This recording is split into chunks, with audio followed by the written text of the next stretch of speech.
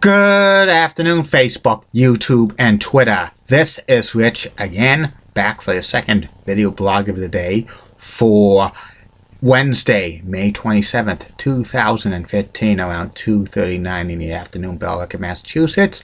Sunny out today, and it's a little bit humid, but not hot. There's a little bit of a breeze and stuff. And we could get some thunder showers later on, isolated, so not every area is going to get hit. But we do need the rain. Some news to report. The Houston Texans are going to be on the HBO series Hard Knocks this year, and the New York Mets are going to go with a six-man pitching rotation into the middle of August.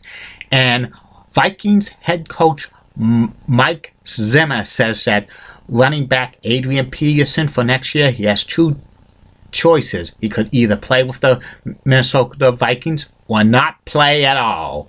And there's been some rumors going around that the Boston Bruins are looking to reacquire forward Tyler Seguin. I don't know how these rumors have been starting, but it sounds to me it's a joke in my opinion. Bruins got rid of Tyler Seguin because he was not mature enough and stuff like that, and I don't think the Stars would want to trade him back to the Boston Bruins. And that's about it on the news. My next video subject is about the former late-night talk show, Arsenio Hall Show. The Arsenio Hall Show had two stints on the air. The first stint was January 3rd, 1989 through May 27th, 1994. That's the most famous one that lasted about 6 years. The second one lasted September 9th, 2013 through May 21st, 2004. And Arsenio Hall was the host, and he was the executive producer of both of his talk shows on late night. The first announcer for the Arsenio Hall Show was Burton Richardson, who's famous for saying, Arsenio Hall! And the second one, the 2013 version, was Diana Steele, but it wasn't the former DJ in Boston who was nicknamed Lady D, the real Diana Steele. And the Arsenio Hall Show was taped at Paramount Studios in Hollywood, the first version. Well, the second version was filmed at the Sunset Bronson Studios, which that's the same studios as KTLA Channel 5 in Los Angeles, California, and stuff like that. And the Arsenio Hall Show was like a late night talk show that when it debuted in January 1989, it was kind of like an alternative to the Tonight Show with Johnny Carson and Late Night with David Letterman and Pat Sajak Show, which premiered on CBS around this time. And this late night talk show was geared to the younger audience and the urban audience. And Arsenio had a studio audience, which he called the dog pound. He would always say woof, woof, woof, woof, woof, woof, woof, woof to them. And he would also call them the posse and stuff like that. And the set of Arsenio Hall Show was very, very hip. Arsenio did not have a desk. He sat on a couch talking to his guests and stuff. Usually his frequent guest, Arsenio Hall, was his good friend Eddie Murphy, George Lopez, Andrew Dice Clay, Paula Abdul, and MC Hammer were like frequent guests for the Arsenio Hall Show when it was on the air over the years. Plus, Arsenio Hall had many WWE superstars on his show and stuff, which was pretty good. And the Arsenio Hall Show grabbed the audience normally not watching late night, the younger audience, and it became like a ratings hit for like Paramount Television, stuff like that. Originally, it was shown on many independent stations, including WLVI TV 56 in Boston, and WGN in Chicago, and WPIX in New York, and KTLA in Los Angeles, California. And the rating for the Arsenio Hall Show was so good that it drove the Pat Sajak Show on CBS, which debuted in January 1989. It went off the air within 15 months. And in fact, some CBS stations that carried the Pat Sajak Show when it got canceled signed up to get the Arsenio Hall Show on many CBS stations in major markets like Cleveland and Chicago and Washington, D.C. Acquired the rights to the Arsenio Hall Show, including Hartford, Connecticut, and a few others, and they showed it after the late local news at 11:30 p.m. because CBS, during late nights, they never really had a talk show besides Pat Sajak. They would usually show reruns of action adventure series and stuff like that. So many CBS stations signed up on the Arsenio Hall Show, and also a lot of Fox affiliates as well. And it was getting to be real popular. 1991, 1992 were the peak years of the Arsenio Hall Show, and presidential candidate Bill Clinton played the saxophone on the Arsenio Hall Show. That in June of 1992. That was something and stuff like that. Plus, many of the guests for Arsenio Hall Show were like the younger like comedians, up and coming comedians, and like singers and actors and actresses and stuff. And he got a good share of the audience and stuff. But by 1993, Arsenio Hall's ratings for the Arsenio Hall Show were going down the tubes because there were 3 talk shows that made their debut during the 1993. In December of 1993, roughly around August, CBS launched The Late Show with David Letterman at 11:35 after the late local news. Many of the stations that carried the Arsenio Hall Show were CBS affiliates, and CBS affiliates carried David Letterman at 11:35. They bumped the Arsenio Hall Show to like the wee hours of the morning on off the air completely. They had to find a lower level station in those markets.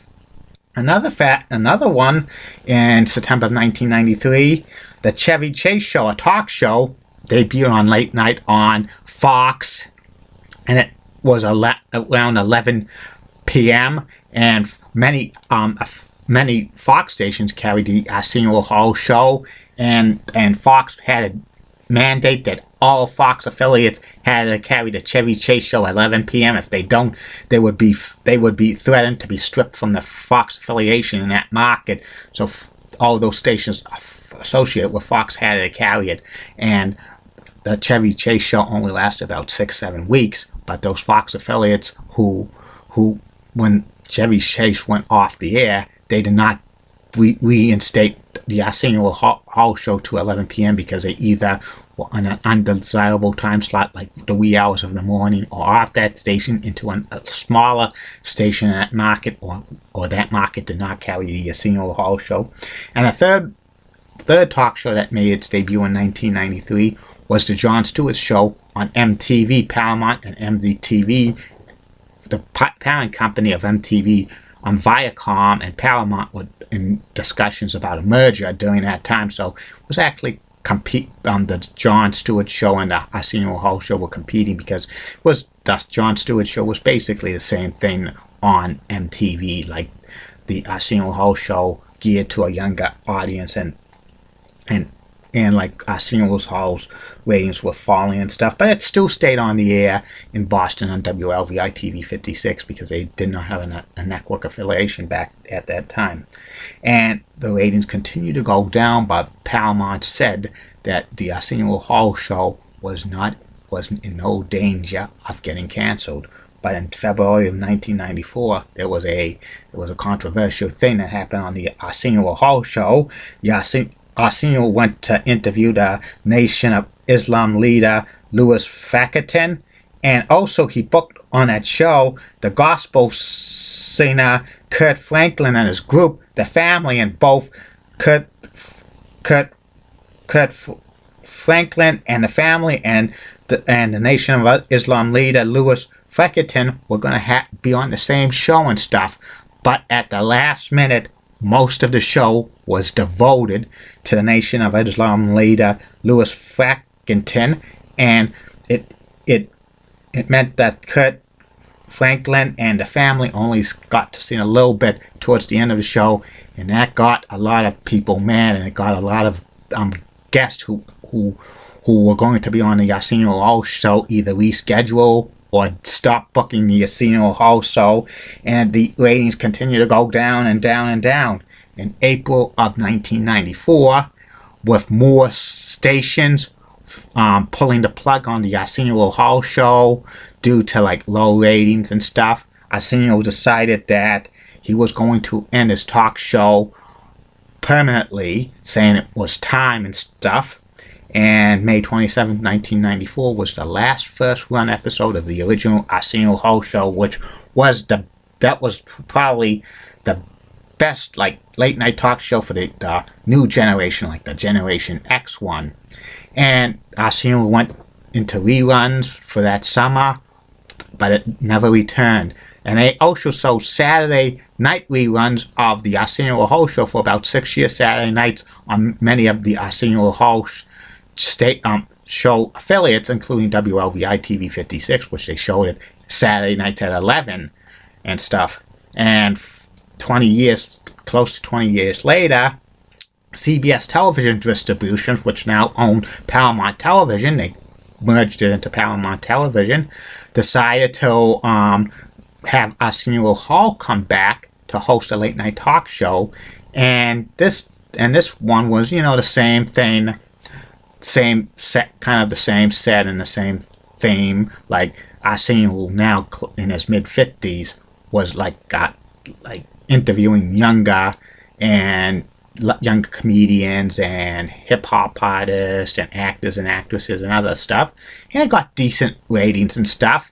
It was shown on many Tribune stations, which co-owns like CW, like New York and Philadelphia and Los Angeles and Chicago and other towns, and it got decent ratings and stuff. In fact, season 2 was renewed for the 2014-2015 season. In fact, in February 26th, the former Tonight Show host Jay Leno, making his first appearance since he retired from the Tonight Show for the second time, appeared on the Arsenio Hall show for the first time, reading that the Arsenio Hall show got picked up for a second season. But a few months later, CBS Television Distributions reneged on the second season of the Arsenio Hall show because of like production costs, and too many affiliates were going to drop the show in key markets, and no other television stations in those key markets were going to pick them up. So they decided to end the Arsenio Hall show for the second time and stuff. But his talk show, like then in the second version, I didn't see it, but you know, it was pretty. I heard it was decent and stuff, and Arsenio was doing pretty good, even though he was 20 years older. But he still had it.